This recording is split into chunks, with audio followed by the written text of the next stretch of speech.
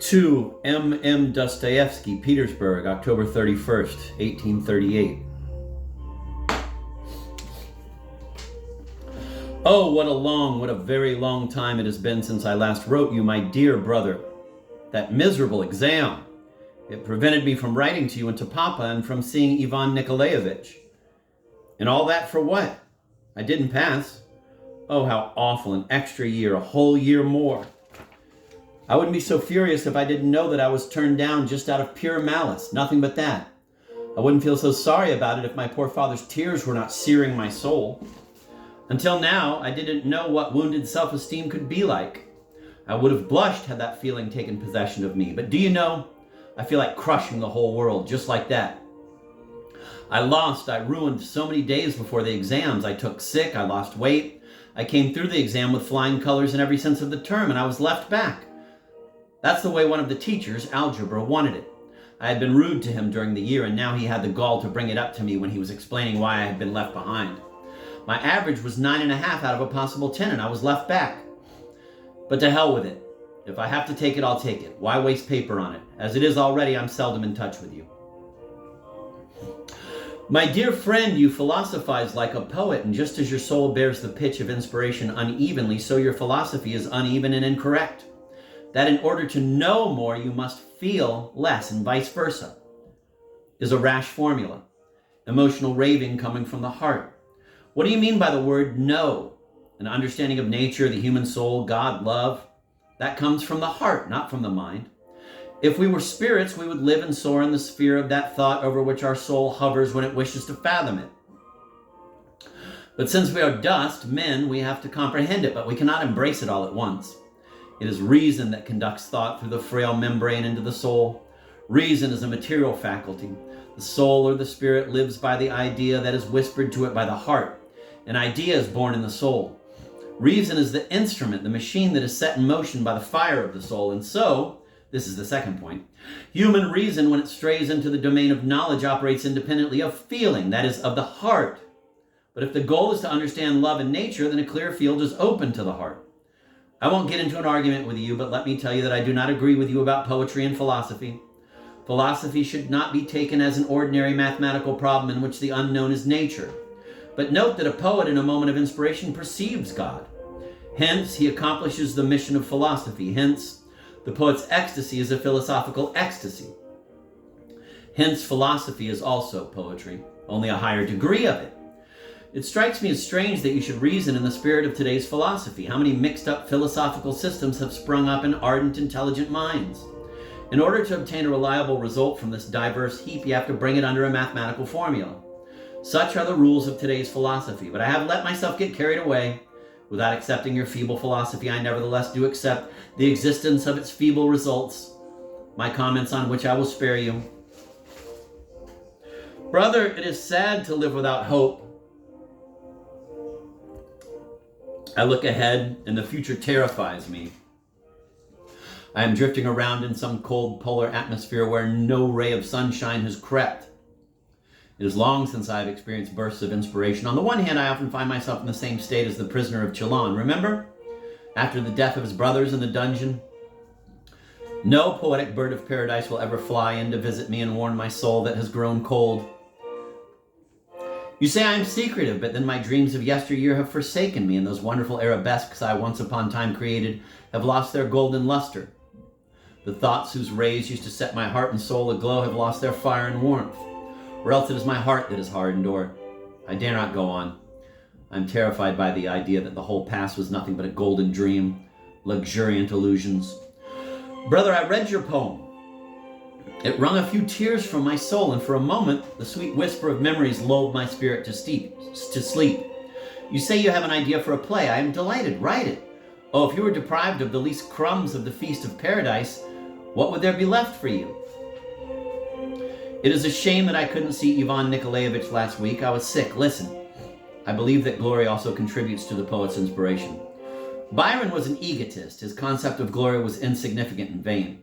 But only the thought that at some time a pure, beautiful, and lofty soul would tear itself from the dust to follow your ecstasy of a bygone day, the thought that inspiration, like a heavenly sacrament, will illumine the pages over which you have wept and posterity will weep. I cannot believe that this thought does not infuse the soul of the poet at the very moment of creation. But the empty clamor of the crowd is meaningless. That brings to mind two lines of Pushkin in which he describes the poet and the crowd. Quote, "And crowds spit on the altar where your fire is lit, and in their childish playfulness, your tripod shakes." Isn't that delightful? Goodbye, your friend and brother, F. Dostoyevsky. Yes, write and tell me the central idea of Chateaubriand's La Génie du Christianisme. Recently I read in Son of the Fatherland the article on Victor Hugo by the critic Nissard. Oh, how lowly Hugo is rated in the estimation of the French people. Nissard makes his plays and novels sound so insignificant. They are unfair to him, and Nissard, although he is an intelligent man, talks nonsense. One thing more. Tell me the main idea of your play. I am sure it is marvelous, although 10 years is precious little for molding the characters for a drama. Anyway, that is how I feel about it. Brother, how sorry I am that you are short of money. Tears pour from my eyes. When has it ever been like this for us? Yes, by the way, I congratulate you on your name day and on your recent birthday. In your poem, An Apparition of Mother, I do not understand the strange contours you have given to the soul of our late mother. That character from beyond the grave is not given adequate expression. But on the other hand, the verses are good, although in one place there is a flaw. Don't be angry with me for this analysis. Write more often and I shall be more regular. Soon, very soon, I shall reread Ivan Nikolaevich's new poems. They are so full of poetry and so many inspired ideas. Oh yes, I almost forgot to tell you that Smerdon is preparing a book that will be the pantheon of our literature. Portraits of 100 men of letters with a representative selection of the author's writing accompanying each portrait. And just imagine, Zotov and Orlov, Alexander Anfimovich, are included among them. What a joke. Listen, send me another poem. The other one is charming. The Merkurovs are leaving for Penza soon, if they haven't left already. I pity poor father. What a strange character he has. How much he has had to suffer. I'm so sorry that I could weep because I can do nothing to console him. And, Papa has absolutely no idea about the world. He has lived in it for 50 years and his opinion of people is just what it was 30 years ago. Blissful ignorance. But he is very disappointed in it. This seems to be our common lot. Goodbye once more. Yours. Now these are the footnotes to the letter. The lines of Pushkin quoted here are from his sonnet To the Poet, 1830. François René de Chateaubriand, 1768 to 1848, was a forerunner of French Romanticism. His major work, La Génie du Christianisme, The Genius of Christianity, 1802, was both a defense of Christianity and a literary manifesto, summing up the literary trends of the late 18th century. Son of the Fatherland was a magazine published from 1825 to 1839 by Nikolai Gretsch and Fat-Eye Bulgarin.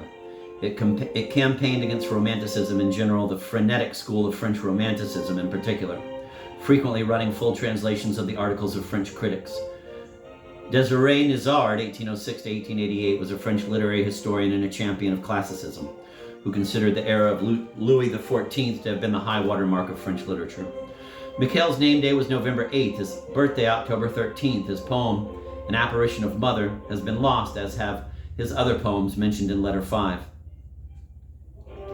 Alexander Philippov Smerdon, 1795 to 1857, was a well-known publisher in the first half of the 19th century. He published the collected works of Russian 18th and 19th century writers in the magazines A Library for Reading from 1834 on and Son of the Fatherland from 1838 on, as well as various almanacs. 100 Russian Men of Letters was to have been published in 10 volumes with 10 authors in each volume. Volume 1 appeared in 1839 with portraits of Pushkin, Nikolai Polivoy, Raphael Zotov, and 7 others. Raphael Mikhailovich Zotov, 1795 to 1871, was a translator and the author of many quasi-historical popular novels, which were frequently ridiculed by Belinsky. Alexander Anfimovich Orlov, died 1840, was a novelist whose most successful work was The Death of Ivan Vizagin, 1831, a parody of Bulgarin's novel Ivan Vizagin. The critic Kesnofont Polivoy later called him, quote, a cheap scribbler who turns out all sorts of disgusting booklets under various cynical titles, end of quote. His portrait was not included in volume 1 of 100 Russian Men of Letters.